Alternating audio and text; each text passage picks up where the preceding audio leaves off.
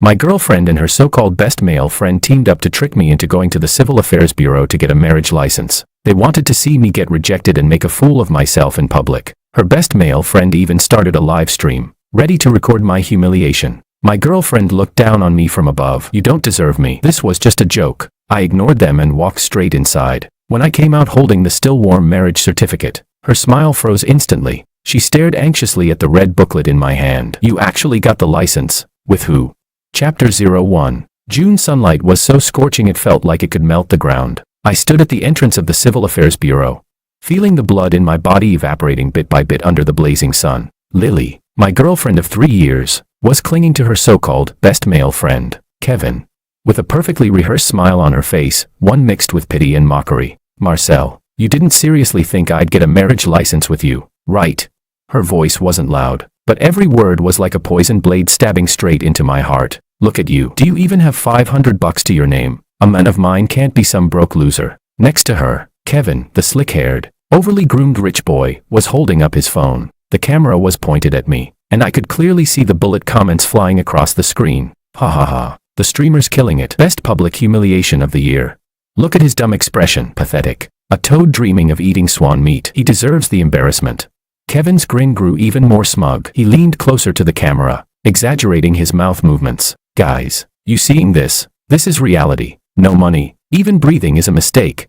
Lily bathed in the attention like it was applause she'd been craving. She lifted her chin like a proud peacock and delivered her final verdict. "You don't deserve me. Getting a license with you was just a joke. Kevin and I are the real perfect match." I looked at them, looked at the face I had kissed countless times, now twisted with cruelty and disdain. 3 years of love, and it turned out to be nothing but a meticulously planned joke. I could even recall how last night she had looked at me with false anticipation, telling me she had a surprise for me, and I must bring my household register to the Civil Affairs Bureau today. So this was the surprise. A public humiliation show, with tens of thousands of netizens watching her grind my dignity into dust. I said nothing. Lava-like fury churned in my chest, threatening to burn me alive from within. I only looked deeply at Lily once, then turned around and walked toward the entrance of the Civil Affairs Bureau, step by step. Under their stunned gazes, their unrestrained laughter rang behind me. "He actually went in. Ha ha ha. What does he think he's doing? Marrying the heir? Don't bother with him. Let him embarrass himself in there. We'll keep streaming. Wait till he comes out crying." I didn't look back. Inside, the air conditioning was frigid, coolness seeping into my pores, but none of it could extinguish the fire in my chest. I didn't know what I intended to do. I just refused to let them see even a shred of humiliation from me. I drifted around the hall like a ghost until a cool, clear voice spoke beside me. "Sir, are you also here for a marriage registration?" I turned my head and saw a face that could make every flowery adjective in the world lose its meaning. The woman wore a perfectly tailored white suit dress. Her long hair was tied up, revealing a slender, porcelain white neck. Her features were so exquisite they looked sculpted by God himself. But her eyes held a distant coldness, keeping the world far away. She seemed to be waiting for someone, and that someone hadn't shown up. I nodded without thinking. She studied me for a few seconds, her gaze calm and unreadable. Then she said something I still find unbelievable to this day. "Your partner didn't show up. Mine didn't either. How about we go through with it together?" I froze. I thought I was hallucinating, but she didn't care about my shock. She calmly took a household register out of her Hermes purse and placed it on the seat beside her. "My name is Oriana Torres. I need a marriage. And you, it seems, need one too." There was no hint of joking in her tone, only professional, matter-of-fact decisiveness. I looked at her, then thought of the disgusting faces waiting outside. A surge of vague, indescribable impulse, mixed with the fury of betrayal and the reckless resolve of having nothing left to lose, rushed straight to my head in an instant. "Okay," I heard myself answer her in a hoarse, almost unrecognizable voice. What followed felt as fast and unreal as a dream. Taking photos, filling out forms, taking the oath. When the staff handed those 2 red booklets with gold lettering to us, I was still in a daze. So, we were married. Married to a stranger I had known for less than 10 minutes. Oriana seemed to see through my thoughts. She handed me one of the booklets and said in the same calm tone, "Mr. Law, it's a pleasure working with you." I held the warm booklet, feeling as if it weighed 1,000 pounds. When I walked out of the Civil Affairs Bureau, the sunlight was still blinding, but my world had completely changed. Lily and Kevin were still waiting there, their mocking smiles still plastered on their faces. But when they saw the glaring red booklet in my hand, that smile instantly froze, shattered, and turned into pure shock. Kevin's phone camera shook violently, The bullet comments in the live stream instantly switched from rows of ha ha ha to a dense explosion of question marks. What the hell? What's going on? What's that in his hand? A marriage certificate? No way. It's fake. Right. Photoshopped. Streamer. Zoom in. Hurry. Lily's face drained of color in an instant. She stared at the red booklet in my hand, her voice so sharp it could slice the air. Marcel, you really got married? With who? Her voice was filled with disbelief, and a kind of panic she didn't even notice herself. I didn't answer her. I simply gave them a disdainful glance, the kind one gives to two clowns jumping up and down. Slowly, I opened the marriage certificate just enough for a corner to show. The faint red stamp and the blurred photo flickered under the sunlight, but I intentionally didn't let her see the other face clearly. I wanted her guessing. I wanted her losing her mind. Just then, a sleek, understated black sedan slid silently to a stop in front of me. I didn't recognize the logo, but it clearly screamed expensive. The window rolled down, revealing Oriana's stunningly cold and beautiful face. She didn't spare Lily or Kevin a single glance, as if they were no more than insignificant specks of air. Her eyes landed on me. Her voice was calm but carried an unmistakable authority. Mr. Law, it's time to go. She tilted her head slightly, signaling me to get in. Throughout the entire process, she completely ignored the two people frozen stiff beside us. Lily stared blankly at me walking step by step toward a luxury car she couldn't even name. The public humiliation show she had meticulously planned had slipped out of her control entirely, turning into a deafening slap across her own face. Kevin's live stream had already lost its mind. What the? This is the plot twist of the century. Who is that woman? She's gorgeous. The aura. This is what I call a real reversal smackdown. Look at the ex's face, it's green. Dude is a legend. Full marks for this move. Someone calculate the ex's psychological damage. I opened the car door and sat inside. The soft leather seat wrapped around me, and a faint, cool fragrance filled the air. The window rose again, sealing off all the noise outside, and those two twisted faces. Inside the car, everything was quiet. For the first time, I took a close, careful look at the woman beside me, my nominal newlywed wife. She elegantly took out a black card from her handbag and handed it to me. There were no titles or extra contact details on it, just a name embossed in gold letters, Oriana Torres. And in that moment, my entire world was overturned by that name. Chapter 02. The car drove steadily away from the Civil Affairs Bureau, leaving the absurd farce far behind us. Through the rearview mirror, I could still see Lily and Kevin standing there like two rigid statues. The cool air inside the car gradually soothed the heat burning in my head from anger. This is the agreement for our marriage. Please have a look, Mr. Law. Oriana's voice broke the silence. She handed me a neatly bound document, her tone as businesslike as if she were discussing a multi-million-dollar deal, impersonal and completely devoid of emotion. I took the document. My fingertips brushed the slightly cool paper, and an unreal feeling rose within me. On the first page, in bold black letters, it read, Marriage Contract. I flipped through it page by page. The terms were detailed to an outrageous degree. The rights and obligations of both parties, the duration of the marriage, confidentiality agreements, the division of assets, even how we were supposed to act like a loving couple in public was written out clearly. This was a transaction in its purest form. I need a marriage. Oriana looked at the scenery racing past the window, her voice calm as she explained.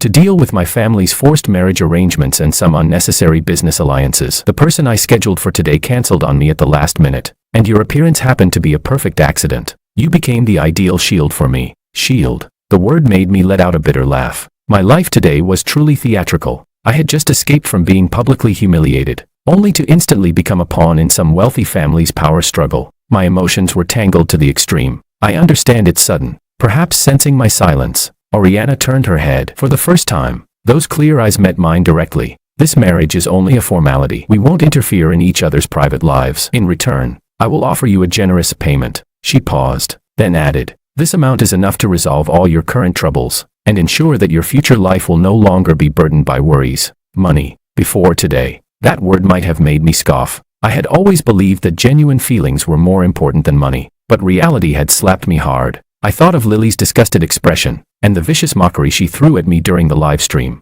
A guy like him is destined to spend his life eating instant noodles in a rented room. A surge of resentment and anger flared up inside me again. Why should they get to define me?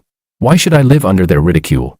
I lifted my head and looked at Oriana. Her eyes were clean, none of Lily's contempt, none of Kevin's scheming or malice, only the sincerity of cooperation. I saw what happened at the entrance of the Civil Affairs Bureau. She suddenly said, I know you were framed. Your integrity is the reason I chose you. I need a clean, Trustworthy partner, not someone eyeing my wealth. Her words flowed through me like a warm current, oddly soothing the wounds carved deep into my heart. So, she saw everything. She didn't mock me like those viewers in the live stream. Instead, she saw my integrity. I took a deep breath, pushing down all the chaotic emotions swirling within me. Accepting this deal wasn't just for the money. It was for revenge. To prove to Lily and Kevin, and to all those who looked down on me, that I, Marcel, am not some soft persimmon they can crush at will. More importantly, it was to live as myself. All right, I'll sign. I picked up the pen and solemnly wrote my name, Marcel Law, on the final page of the contract. The soft scratch of the pen gliding across the paper sounded unusually loud in the quiet car. At the moment my signature was completed,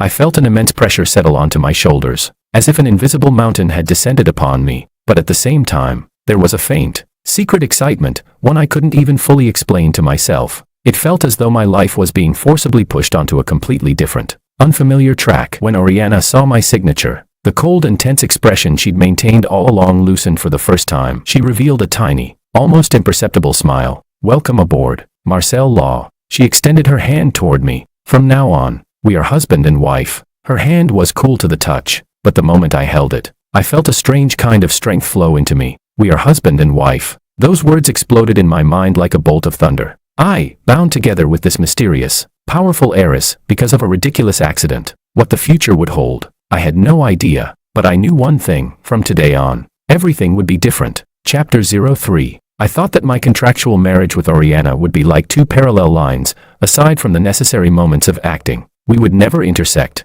but I soon realized I was wrong. The day after we registered our marriage, a storm erupted online, aimed squarely at me. Lily and Kevin were clearly unwilling to accept being publicly humiliated by me. They launched a furious counterattack. Explosive scandal. The humiliated guy turns out to be a scammer leeching off a rich woman to cling to a wealthy heiress. He abandoned his girlfriend of 3 years. How disgusting can a man be?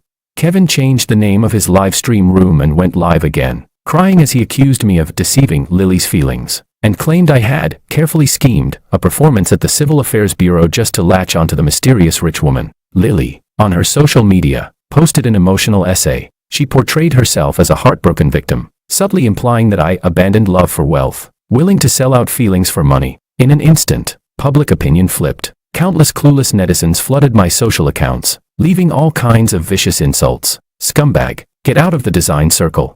You freeloader, hope you and your sugar mommy last forever. Poor Lily, 3 years of youth fed to a dog.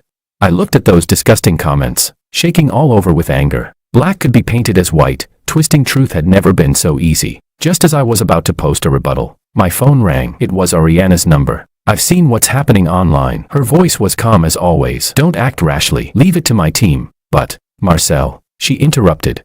Remember, we are husband and wife now. Any attack on you is a provocation against me. This is part of our contract. Protecting your reputation is protecting my own choice. Her words instantly calmed my restless heart. Before I even had time to digest the deeper meaning behind her statement, the counterattack online had already begun silently. First, a screenshot of a WeChat conversation between Lily and me, taken shortly before our breakup, was exposed by a major entertainment influencer with millions of followers. In the screenshots, Lily explicitly said she no longer had feelings for me and openly hinted at her ambiguous relationship with Kevin. The most fatal part was a conversation between her and Kevin. The content was precisely how they plotted the Civil Affairs Bureau humiliation setup, intending to make me lose face publicly and destroy my reputation. Lily, tomorrow we must make sure Marcel, that useless loser, gives up completely. Kevin, don't worry, babe. I've arranged everything. With tens of thousands in the live stream watching him embarrass himself, he'll never be able to show his face again. Once the evidence came out, the internet was in an uproar. Before netizens could even process this shocking reversal, more damaging revelations surfaced one after another. Kevin's chaotic private life, flirtatious chat logs with multiple women, screenshots of Lily badmouthing her own friends in her private group chat, being viciously judgmental and manipulative toward people around her. Right after that, a high-definition surveillance video from the entrance of the Civil Affairs Bureau was released. In the footage, Lily and Kevin's condescending mockery, my lonely figure turning away, and the distorted shock on their faces when I walked out holding the marriage certificate. Everything was recorded with absolute clarity. The truth was presented to the entire internet in the most irrefutable way possible. Those who had been furiously cursing me just hours earlier instantly turned their aim toward Lily and Kevin's social media. Holy shit, biggest plot twist of the year. Turns out the real clowns were you two. So disgusting. Plotting to humiliate your ex and then pretending to be the victims. This shameless pair deserves each other. A scheming femme fatale wannabe and a pretentious playboy, may you both explode on the spot.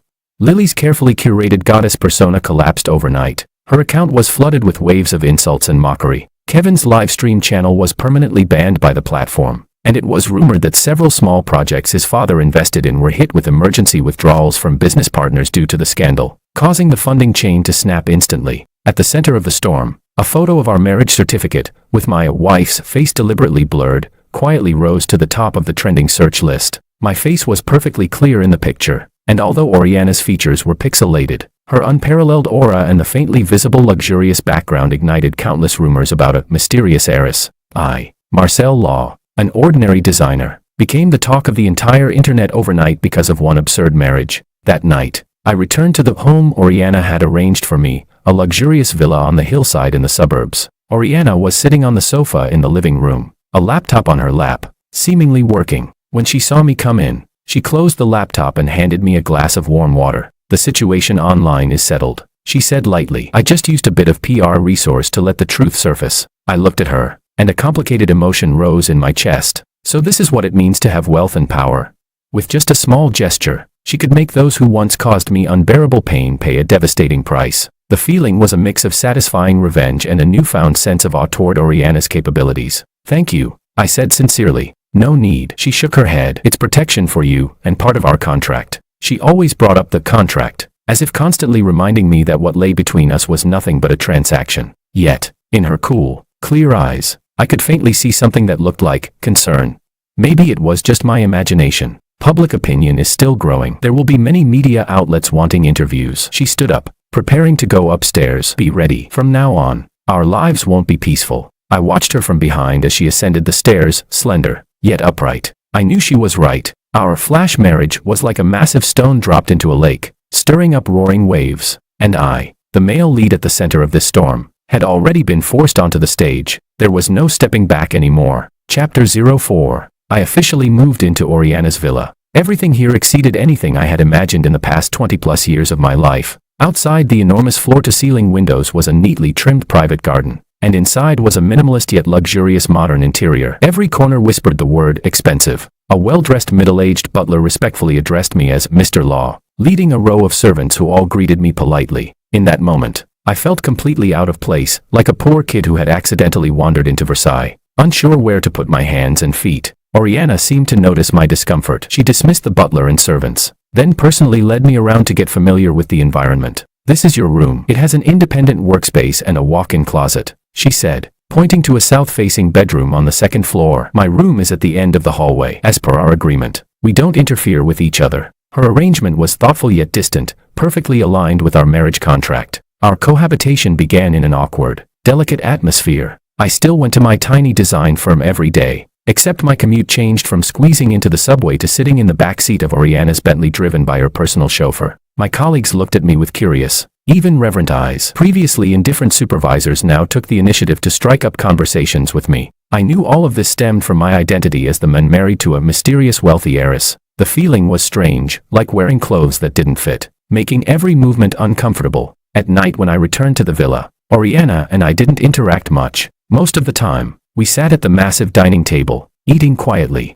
In the beginning, the atmosphere was painfully awkward. Aside from the sound of cutlery clinking, there was nothing else. Until one day, I noticed that she barely touched her steak, but instead seemed fond of the stir-fried asparagus. On impulse, I picked up the serving chopsticks and placed a piece of asparagus on her plate. Her hand paused for a split second. She looked up at me, her eyes carrying a hint of surprise. Then she gently nodded and whispered a soft, "Thank you," before eating the asparagus. That tiny gesture was like a stone thrown into a frozen lake, cracking the layer of ice. The tension at the dining table seemed to melt a little. I slowly began discovering another side of this cold CEO. She worked like a perpetual motion machine. Several times when I woke up in the middle of the night for water, I saw the light under her study door still on. But she had a softer side too. One weekend afternoon, I saw her sitting alone on the swing in the garden. The sunlight spilling over her made her seem less sharp and more gentle. She wasn't looking at her phone or any documents. She was just quietly gazing into the distance, her eyes tinged with a hint of melancholy I couldn't decipher.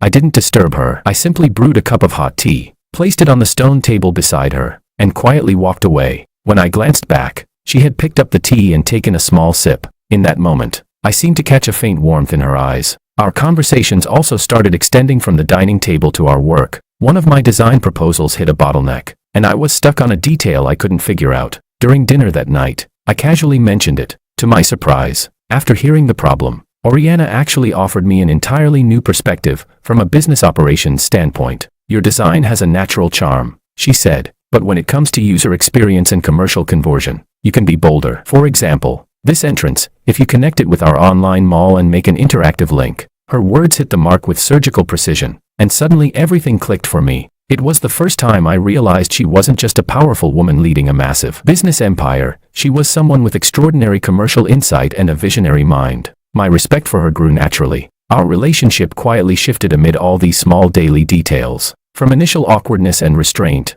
to a subtle sense of familiarity and understanding. One night, my phone suddenly rang. It was a strange number. When I picked it up, Lily's sharp voice came through. Marcel, you're really enjoying yourself now. Huh? Got yourself a rich woman and suddenly forgot who you were. I'm telling you, don't think this is over.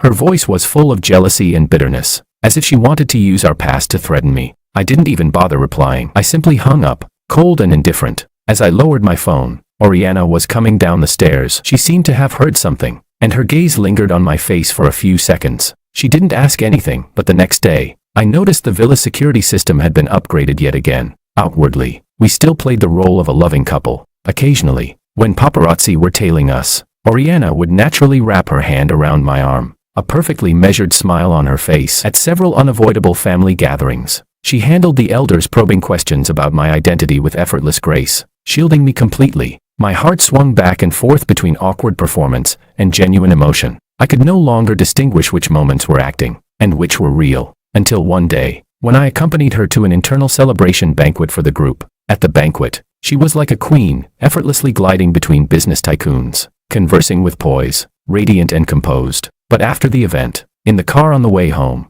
I saw her leaning back in the seat, rubbing her brow in exhaustion. At that moment, all her aura and armor faded away. She was no longer the dazzling CEO, just a woman who could get tired, who could feel worn out. And for the first time, a powerful urge rose in my chest. I wanted to protect her, not because of the contract, not because of what she could offer me, but from the bottom of my heart, I wanted to shield her from some of life's storms, to give her even just a moment of ease and peace. The thought startled me the moment it appeared, because I realized I might have developed feelings I shouldn't have. For my contract wife, Chapter 05, the peaceful rhythm of our cohabitation was quickly disrupted by an even more turbulent undercurrent. One weekend afternoon, Oriana's uncle, Fabian Torres, arrived uninvited. Fabian was in his early 50s, dressed in a meticulously tailored suit. His gaze was sharp and calculating, carrying an unmistakable mixture of scrutiny and arrogance whenever he looked at someone. So this is Mr. Law, isn't it? I've heard quite a lot. He gave me a handshake with a fake smile, the kind that carried the subtle force of a power play.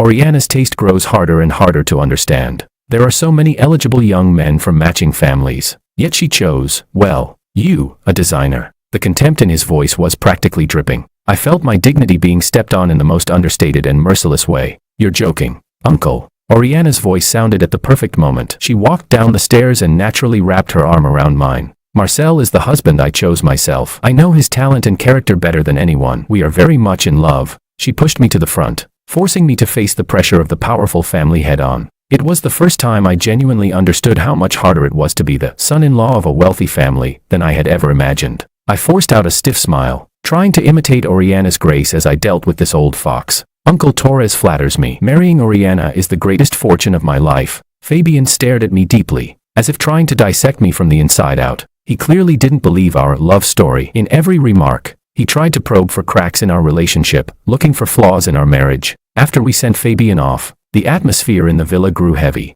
The composure on Oriana's face faded, replaced by a deep exhaustion. She confessed the real crisis to me. It turned out the Torres group was far from a united front. A faction led by Fabian Torres had been eyeing the inheritance rights her father left her for years. Recently, they had been pushing hard to arrange a marriage alliance between Oriana and another wealthy family. A strategy meant to dilute her shares through the union, eventually stripping her of power and taking control of the group. And my appearance completely disrupted their plans. So they won't let this go, Oriana said, looking at me with unprecedented seriousness. From now on, we must play the role of a couple madly, inseparably in love. You must be a devoted, wife-obsessed husband, so in love with me you'd give up everything. Only then will they find no weakness to exploit. I had been pulled into an even deeper whirlpool, a family war involving power and wealth, and because of it, my life came under strict surveillance. I could feel it, no matter where I went. It seemed like a pair of eyes was always watching me from the shadows. Fabian's people, like ghosts, tried to dig up evidence of our contract marriage. Under that overwhelming pressure, Oriana and I, the fake couple, were instead forced into becoming increasingly close. I began to learn more about her. I learned that although she appeared strong on the outside, she needed sleeping pills every night just to fall asleep. I learned that she despised the cold calculations and transactional relationships within her family. I learned that the reason she chose me, an outsider, was precisely because of something those wealthy heirs lacked, a kind of genuine cleanliness. At a formal family banquet one night, Oriana's aunt, a wealthy lady dripping in jewels, publicly questioned my background in front of all the relatives. Oriana, your aunt has to tell you, marriage isn't a game. Choosing someone from such an ordinary background, what help can he be to the Torres family business? Don't tell me you've been fooled. In an instant, every pair of eyes focused on me. In that moment, I felt like an item placed on display, judged, evaluated, dissected. Anger burned in my chest, but I forced myself to hold it down. I remembered the lines Oriana had taught me beforehand. With a gentle and humble smile, maintaining dignity, I replied, "Aunt, you're right. My background is indeed ordinary. I can't offer Oriana direct help in business, but precisely because I have nothing, what I can give her is the purest. I can give her all my love, a warm home, and a harbor she can return to after fighting her battles outside, somewhere she can rest at ease. I believe these things might be more important than any business alliance." My words left everyone stunned. The sharp-tongued aunt turned pale, then flushed, unable to say a single word for a long moment. Oriana tightened her grip on my arm slightly, and on her face appeared a rare, genuine smile of approval. After the banquet, in the car on the way home, she thanked me for the first time. "Thank you for today." Then she did something I never expected. She took the initiative to hold my hand. Her hand was still cool, but this time, beneath that coldness, I could clearly feel a sense of real trust and dependence. At that moment, my heart skipped a beat. "Fabian's goal isn't just to force me into a marriage alliance," she said quietly, looking out the window. "What he truly wants is the entire Torres group. He's driven away everyone who could help me, and now, he sees you as the biggest and the last obstacle by my side." I tightened my hold on her hand, feeling a heavy responsibility settling on my shoulders. I realized this marriage that began as an accident was far more dangerous than I had imagined, and far more capable of pulling me deeply into its center. I was no longer just a pawn, no longer just a shield. I had become her only ally in this wealthy family war. I looked at her tired profile and told myself silently, "Marcel, you can't back down. You must protect yourself, and this woman who pulled you out of the mud, yet also dragged you into an even greater storm, because now, you are husband and wife, even if only in name." Chapter 06. Just as I was giving my all, preparing to face the internal storms of Oriana's family with her, Lily and Kevin, those two clowns I'd long tossed out of my life, jumped out again. Unwilling to accept their downfall, they resurfaced after a period of silence with even more vicious revenge. This time, they got smarter. They hired large numbers of paid trolls to anonymously spread even nastier rumors across major forums and social platforms, digging into the life of Marcel, the gold digger who married into wealth, suspected domestic abuser. Ex-girlfriend reveals, Marcel assaulted her multiple times and faked a marriage to manipulate a rich woman's sympathy. The so-called mysterious heiress is just a pitiful outcast abandoned by her family, using a puppet husband to keep up appearances.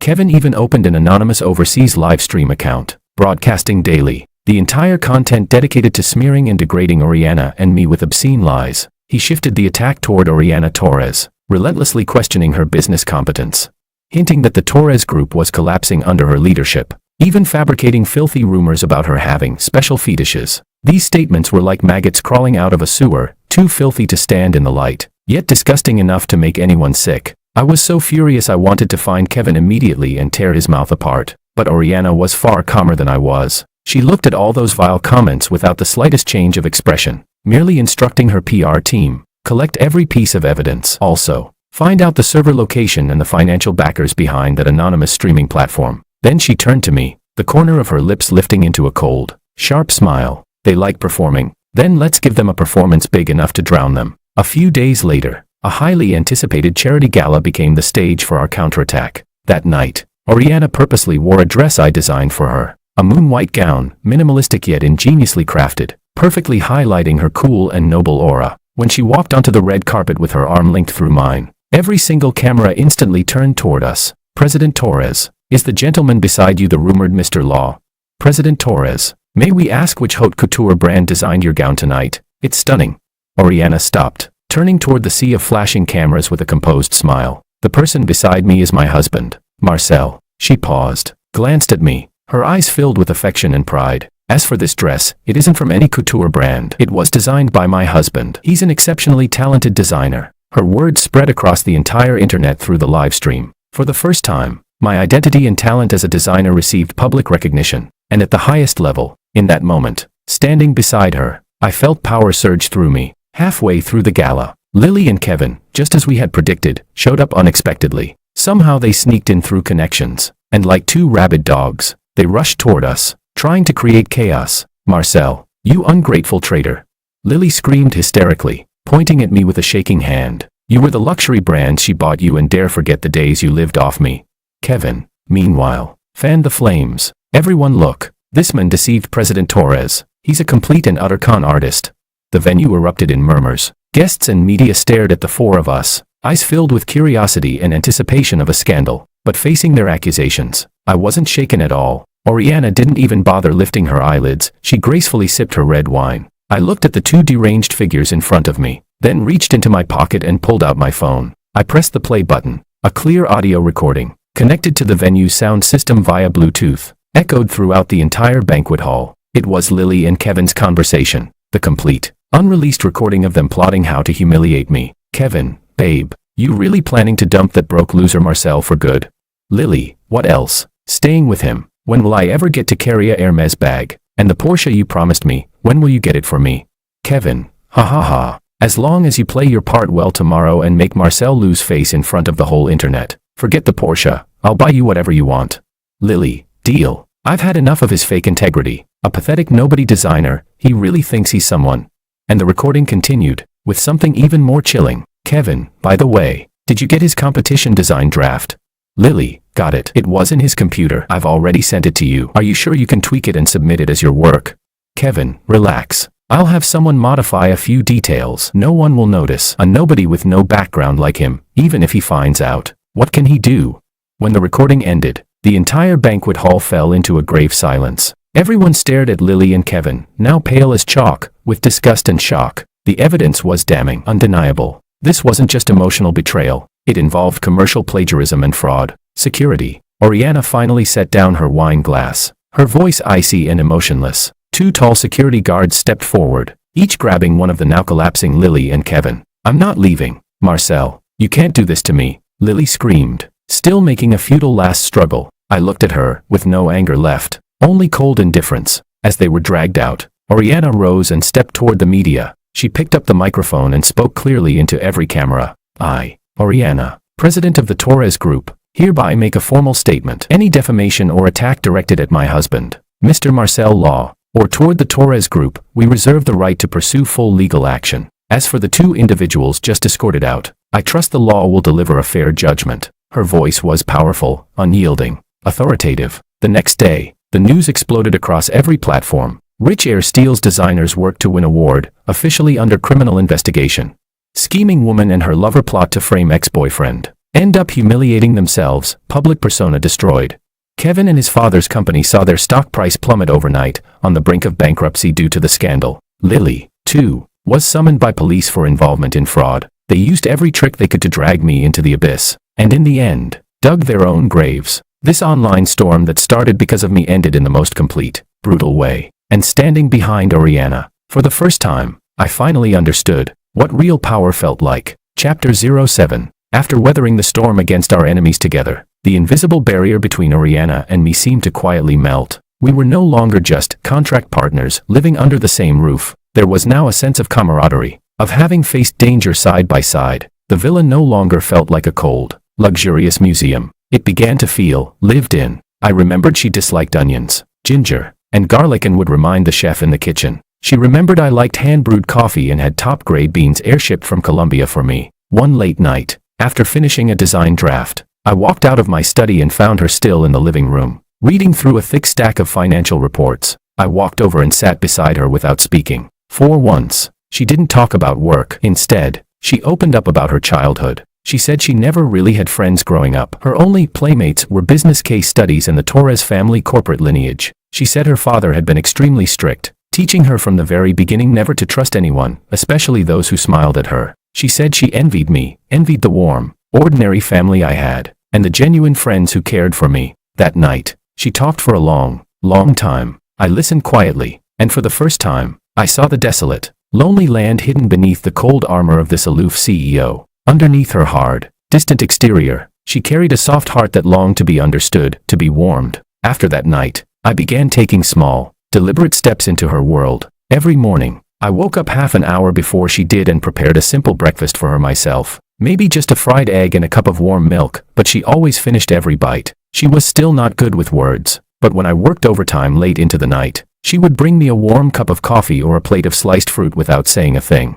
Our interactions developed an unspoken understanding. One evening during a department gathering, my colleagues pressured me into drinking a lot. Drunk and unrestrained, I rambled endlessly to Oriana over the phone, who was coming to pick me up. I told her I was grateful that she gave me dignity at my lowest point. I told her I admired her decisiveness in business, and at the same time felt heartache for the strength she forced herself to show alone. I said, Oriana, you actually look really beautiful when you smile. You should smile more. There was a long silence on the other end, so long I thought the call had dropped. Then I heard her voice, very soft, with a hint of embarrassment she couldn't hide. Got it, drunkard. Stay where you are. Don't wander off. After that day, I began paying subconscious attention to the things she liked. I knew she enjoyed classical music, so I hunted down rare vinyl records. I knew she loved a niche perfume brand, so I asked friends abroad to buy it. Whenever I gave her something, she'd put on her cool, "You're too much trouble" expression. But as soon as she turned away, she'd place the gift carefully in the most visible spot in her study.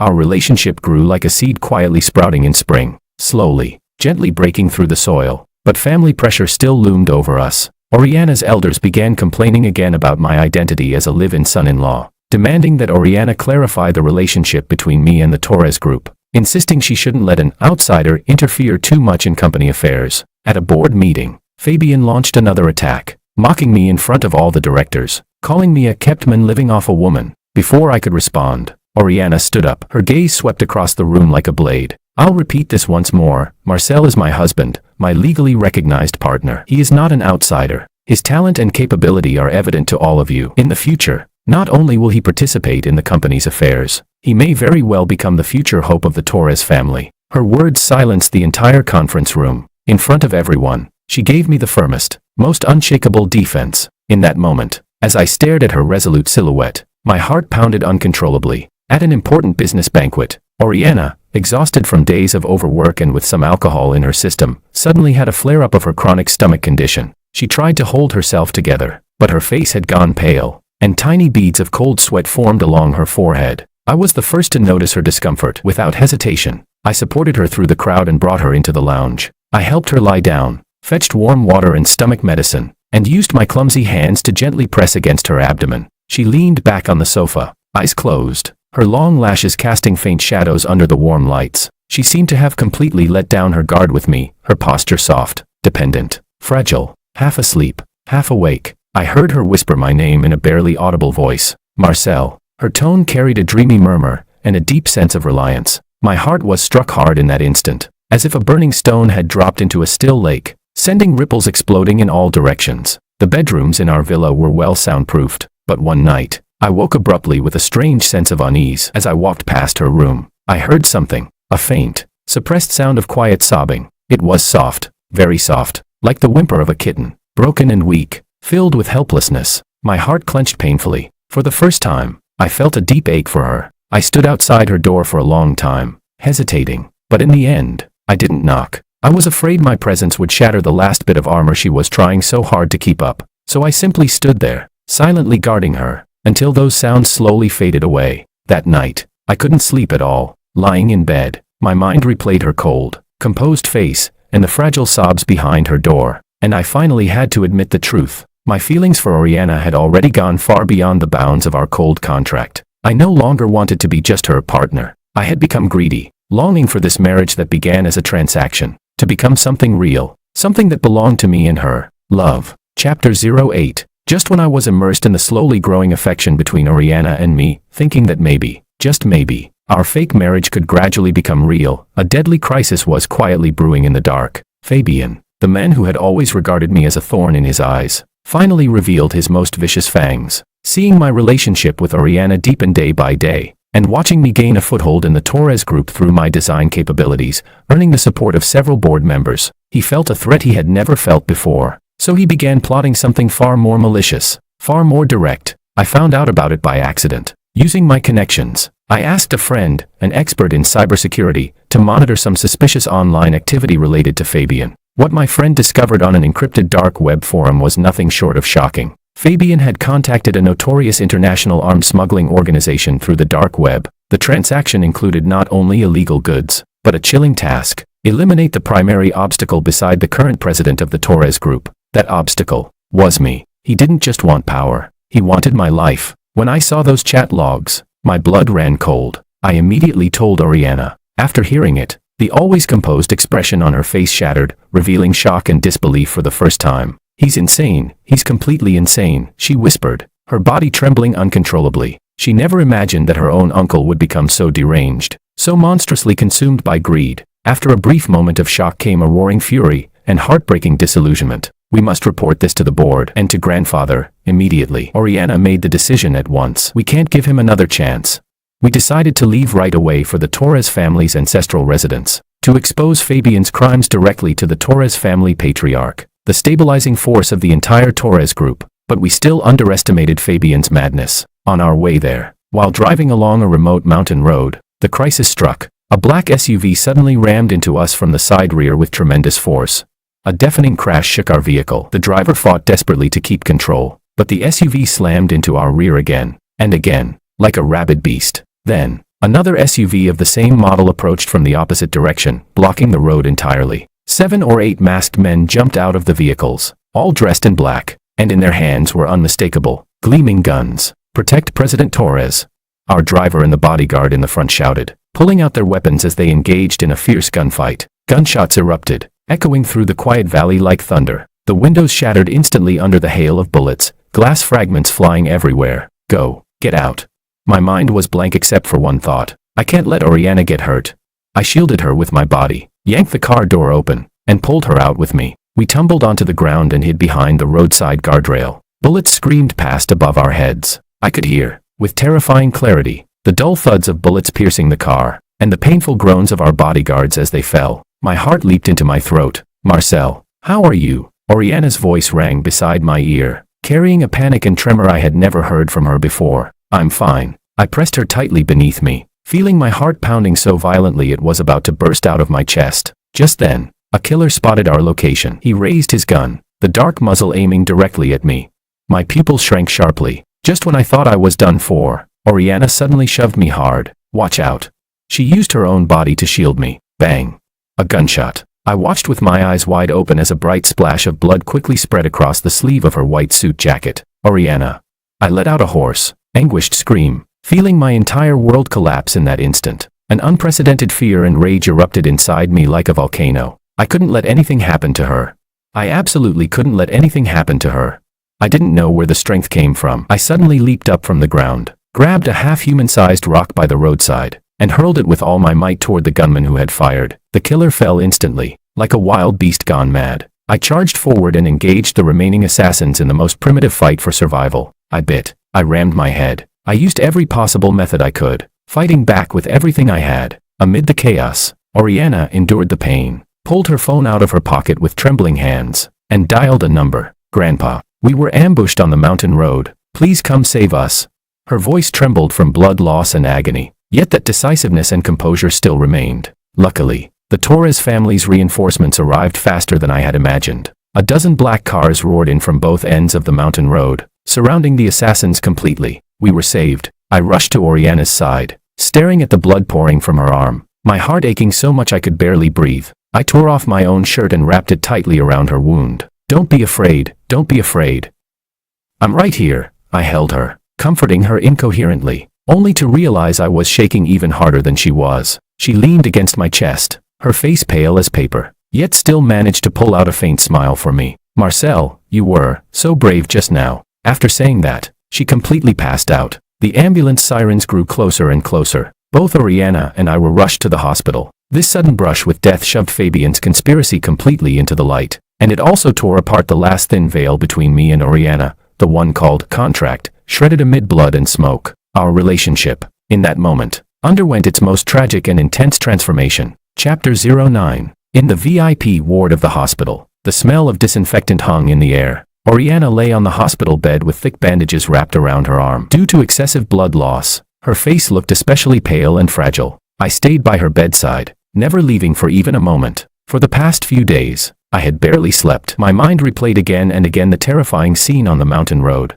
and that moment when she blocked the bullet for me. Fear and heartache wove together like two massive nets, trapping me completely. Old Master Torres had visited once, a spirited elderly man whose sharp gaze was as penetrating as an eagle's. He looked at me for a long time without speaking. In the end, he simply patted my shoulder heavily. Good child, Oriana did not misjudge you. Fabian had already been restrained by the Torres family's bodyguards. With my friend's help, the evidence of his collusion with an international criminal organization and the hiring of assassins had been fully submitted to the police. Awaiting him would be the harshest punishment the law could deliver. But none of that mattered to me. All I cared about was when the woman lying in bed would finally wake up. At last, on the afternoon of the third day, her eyelashes trembled lightly, and then she slowly opened her eyes. Water, she whispered, her voice hoarse. I immediately picked up the glass of water, dipped a cotton swab into it, and gently moistened her cracked lips. She looked at me, at my bloodshot eyes and the stubble darkening my jaw, and a hint of distress flickered in her gaze. You haven't slept for days, have you? I'm fine. I held her uninjured hand, my voice thick with emotion. How do you feel? Does the wound still hurt? She shook her head, then turned her hand over and tightly clasped mine. Marcel, I thought I'd never see you again. Her words were like a key, instantly unlocking the floodgate of my emotions. I couldn't hold back anymore. I leaned down, buried my head against the crook of her neck, and silent tears slipped down my face. I loved her. The thought became crystal clear, undeniably certain. At that moment, I raised my head, looked into her eyes, and spoke each word solemnly. Oriana, I love you. Not because of the contract, not out of gratitude, just love. From the moment I saw you spacing out alone in the garden, from when you took that bullet for me, no, maybe even earlier. I love you. I want us to be real husband and wife, the kind who stay together for a lifetime. Her eyes instantly turned red. Crystal tears slipped down from the corners of her eyes and fell onto the white pillow. She didn't speak. She simply reached out her hand and gently caressed my cheek. Then she leaned in and, using every ounce of her strength, pressed a kiss onto my lips, a kiss carrying the salty taste of her tears. I feel the same.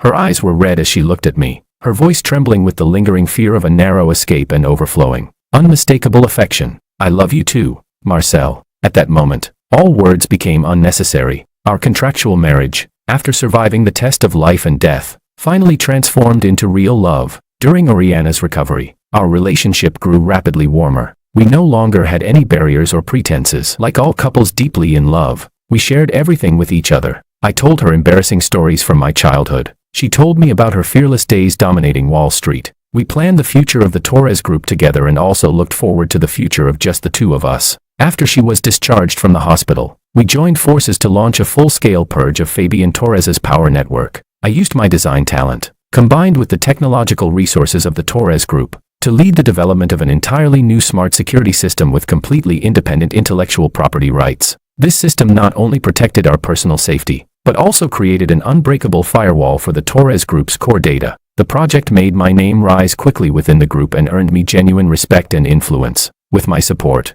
Oriana laid out a series of clever strategies that struck at the root. She took advantage of the power vacuum caused by Fabian's arrest, swiftly removing all of his loyal subordinates planted inside the group, and promoted a group of capable and driven young talents. In an emergency board meeting that decided the future direction of the group, Oriana stood her ground against all objections, and officially appointed me as the CEO of the newly established Innovation Strategy Department of the Torres Group, giving me real authority. As a victim, I provided the police with all the evidence regarding Fabian's hired assassins, and hired the country's top legal team to ensure he received the punishment he deserved. It was said that Fabian had a stroke on the spot when he heard all this in prison, becoming a completely ruined man. After a brief period of turbulence, the Torres Group's stock price, thanks to our series of reforms and the success of new products, did not fall but soared instead. It surged all the way upward, reaching a historic market capitalization high. Oriana and I, A pair of flash marriage spouses, who began our story at the entrance of the Civil Affairs Bureau,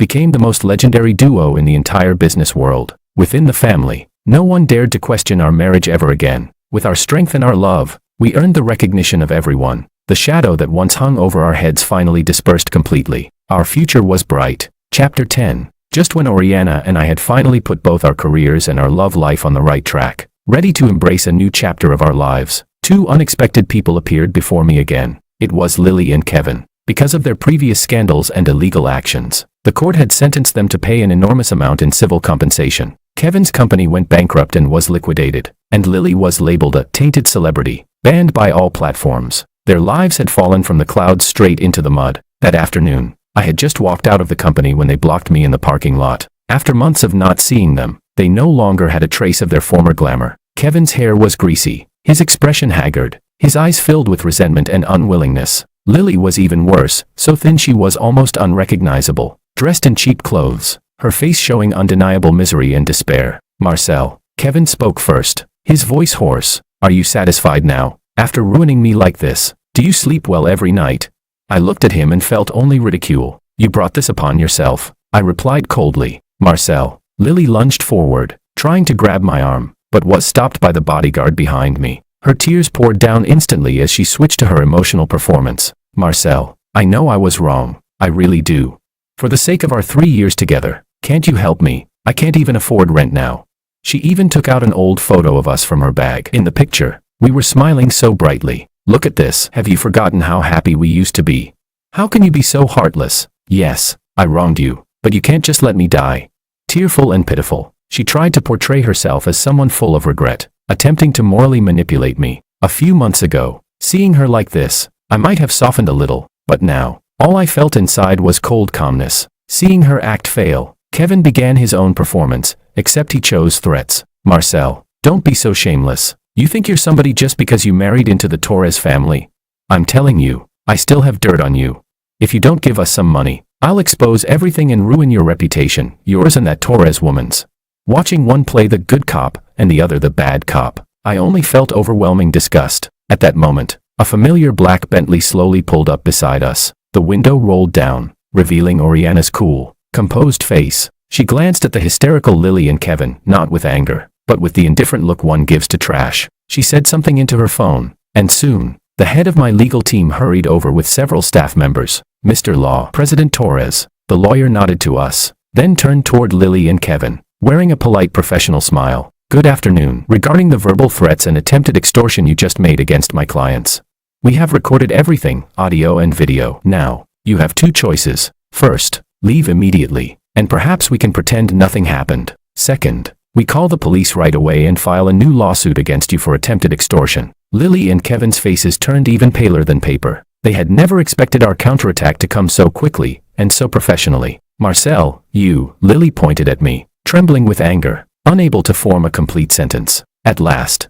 I looked at them directly, my gaze carrying a coldness and finality I had never shown before. Everything between us ended the moment we stood at the entrance of the Civil Affairs Bureau that day. What you've done has long crossed every bottom line. I will never give you another chance to cling to me or hurt the person I love. The path you chose was your own. The consequences that follow, please savor them slowly. After speaking, I didn't spare them another glance. I opened the car door and sat beside Oriana. Lily and Kevin still refused to give up and began shouting outside the car, only to be firmly and mercilessly escorted away by my bodyguards and legal team. It was said that later, unwilling to accept defeat, they tried to stir up trouble in the media, but the lawyers submitted new evidence of attempted extortion, dragging them back into court with additional charges. Inside the car, Oriana held my hand and comforted me softly. Don't waste your emotions on people who aren't worth it. They're like flies, just swat them away. I nodded, watching the retreating scenery outside the window, feeling utterly calm. All the love and hatred of the past dissolved into fleeting mist in that moment. When I saw Lily and Kevin's miserable figures being taken away by the security guards, I felt no satisfaction at all, only complete indifference.